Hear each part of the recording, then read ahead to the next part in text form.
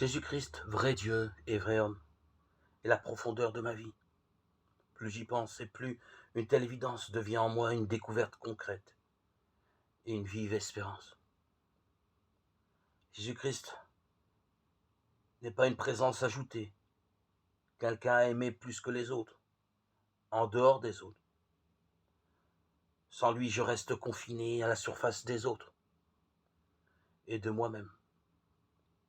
Sans lui, tout deviendrait insignifiant. Sans lui, je ne pourrais pas relever tous les défis de ce monde. Si je devais définir notre époque, je le ferais justement avec ce mot, défi. C'est certainement le mot le plus utilisé dans le monde moderne. Aujourd'hui, tout est perçu comme un défi. Et cela exprime bien la précarité, l'incertitude et finalement l'angoisse de l'être humain qui se sent provoqué,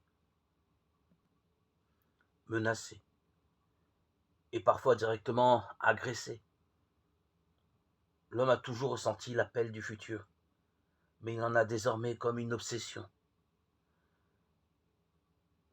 Je ne sais pas si vous avez remarqué qu'au début de chaque année, le chrétien est tenu de lire le grand livre de l'histoire en commençant par la fin.